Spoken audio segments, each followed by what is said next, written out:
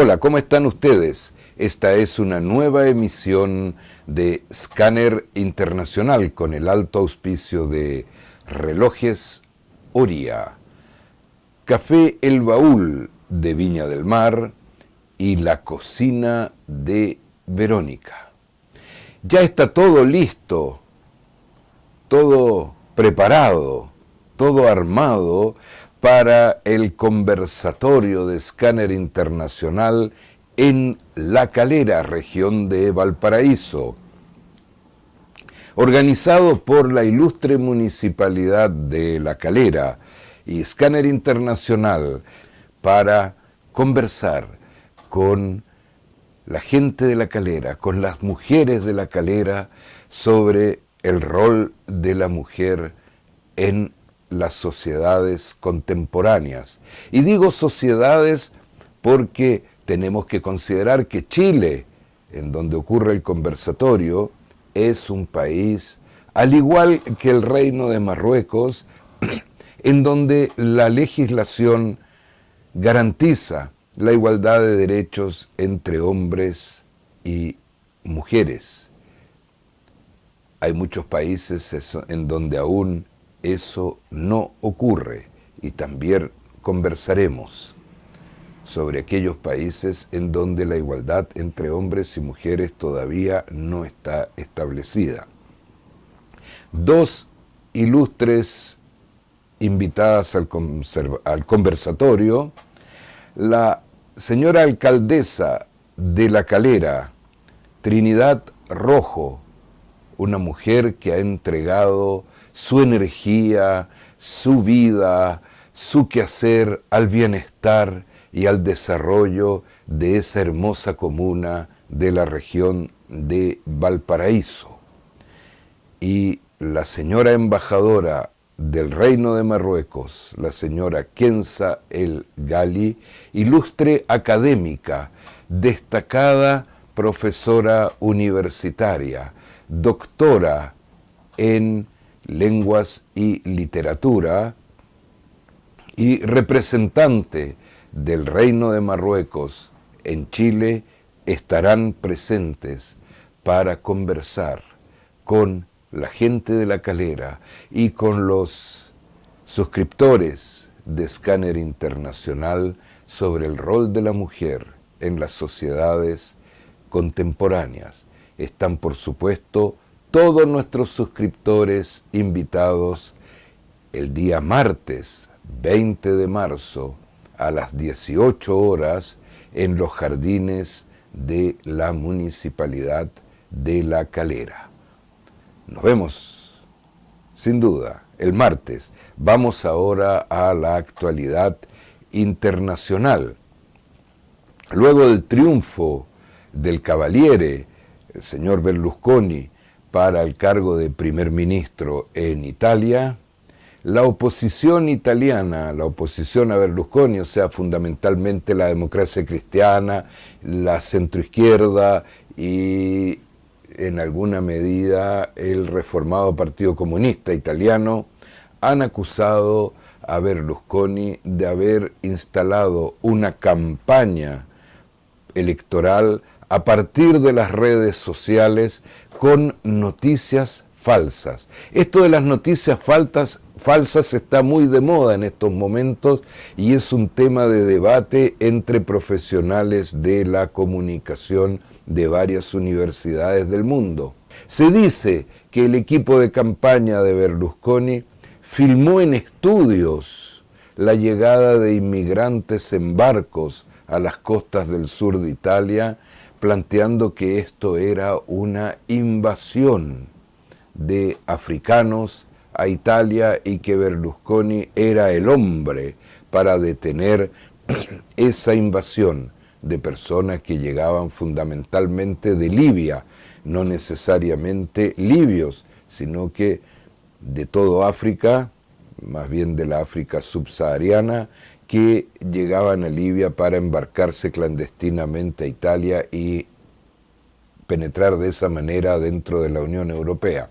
Muchos de esos videos se dice que eran falsos, hechos en estudios con barcazas y corrientes marinas fabricadas con efectos cinematográficos. Ya sabremos qué hay de cierto en eso, pero vámonos a Chile, en donde hace poco una fake news, entre comillas, de un avión 767 que venía desde Puerto Príncipe en Haití con inmigrantes haitianos, se difundió en las redes sociales planteando que este avión entraba clandestinamente a Chile para continuar con esta invasión haitiana al territorio chileno. Noticia falsa, verdadera, ambas, o en el medio.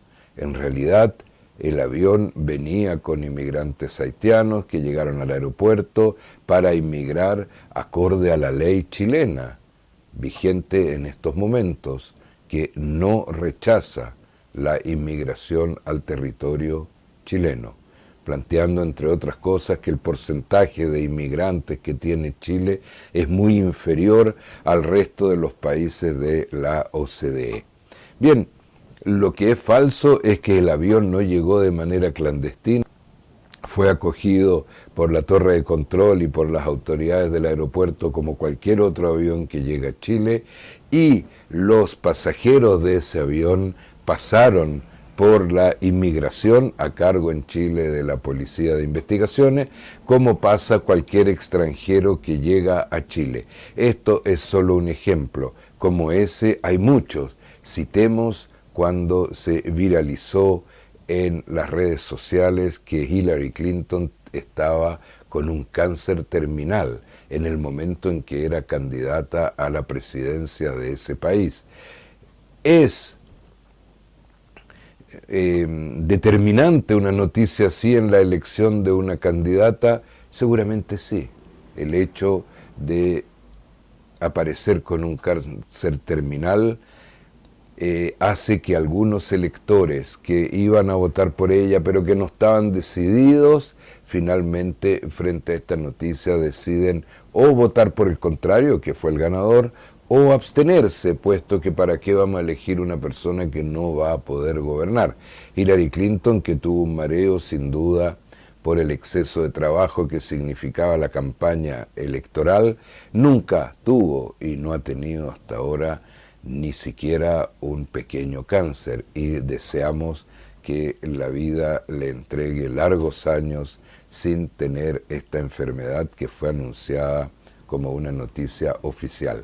Hoy, nosotros en Scanner Internacional, luego de una encuesta, luego de un estudio realizado, hemos determinado, y ya lo mostraremos con argumentos, de que existen agencias de comunicación en el mundo que ofrecen este servicio de crear falsas noticias y que llega a millones y a miles de millones de personas que se forjan una opinión a partir de una noticia que no es verdadera. Seguiremos con este tema en varias ocasiones, puesto que es un tema relevante de este inicio del siglo XXI, el control de la opinión pública a partir de la introducción de noticias falsas en las redes sociales. Ya seguiremos hablando sobre eso.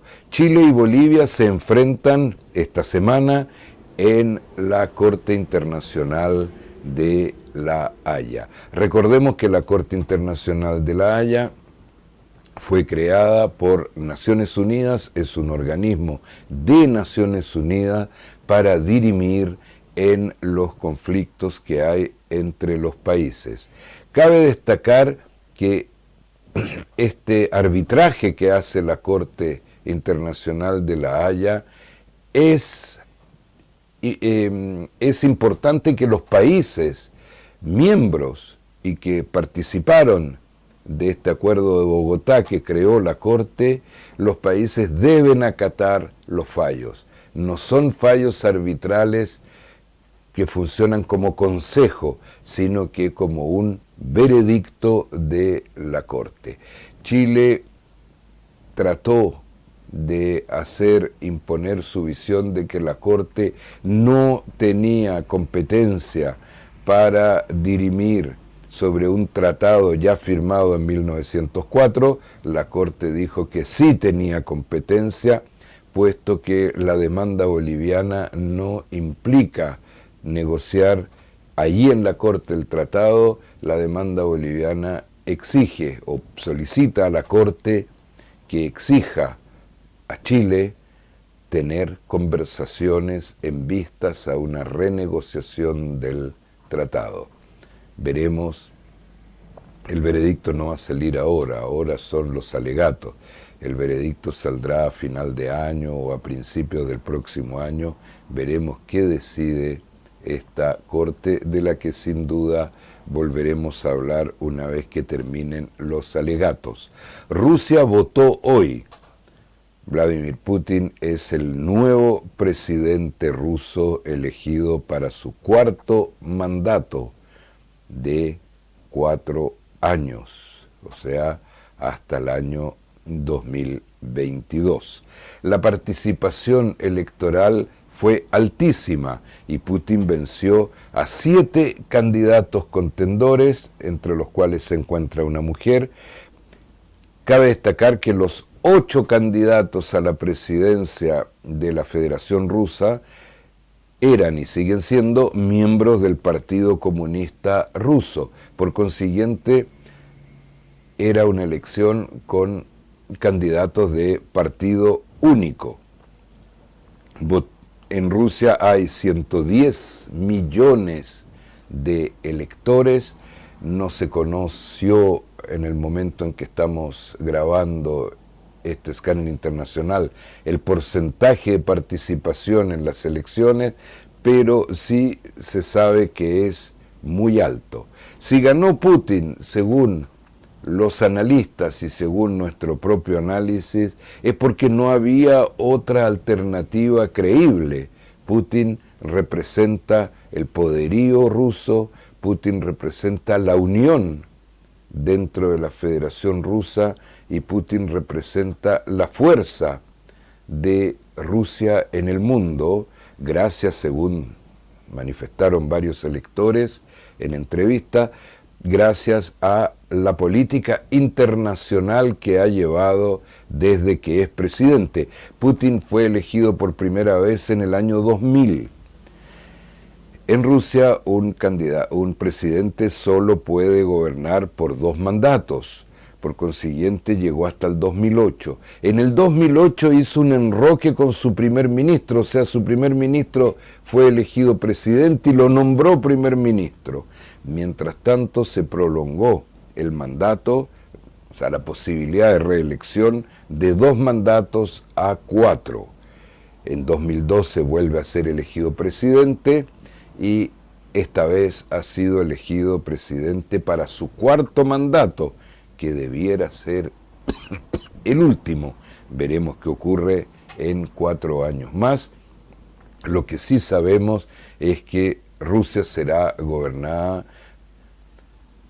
por la continuidad de lo que ha sido la política Putin desde el año 2000 y que, como elementos relevantes, ha marcado el retorno de la potencia rusa dentro del contexto internacional. No nos olvidemos que a finales del siglo XX, Rusia, después de haber sido una de las 2 grandes potencias, se desmoronó, se cayó, se acabó el muro de Berlín, se terminó la Unión Soviética y Rusia perdió toda hegemonía dentro del concierto internacional. Putin ha sido el hombre que ha llevado a Rusia nuevamente a ser una gran potencia, entre las 3 más grandes del mundo, junto a Estados Unidos y China, y a ser nuevamente una potencia escuchada por el mundo, con temor o sin temor, pero escuchada, lo que hace que los electores se volcaron masivamente a reelegirlo. Por su parte, en otro país comunista, China, Xi Jinping fue reelecto por el Parlamento, allá no votan las personas, vota el Parlamento para un nuevo mandato como presidente de China, y recordemos que hubo una reforma constitucional hace una semana que permite a un presidente ser reelecto tantas veces como esté vivo. O sea, se planteaba que el Parlamento chino prácticamente nombró a Xi Jinping como presidente vitalicio. Sin duda es eso. Nos queda la pregunta, ¿por qué y cómo en los regímenes comunistas que hay en la Tierra, Rusia, China, agreguemos Cuba, hay otros más pequeños, Corea del Norte, Vietnam, existe esta tendencia tan alejada de la ideología de la democracia popular que hace que los mandatarios de las potencias comunistas se transforman en monarcas con el apoyo del aparato político y muchas veces con el apoyo de la misma ciudadanía. Es un tema de reflexión que seguramente analizaremos con más tiempo en otra ocasión. Por ahora los dejamos a todos invitados el martes 20 en La Calera, y que estén ustedes muy bien porque ya es hora de despedirnos.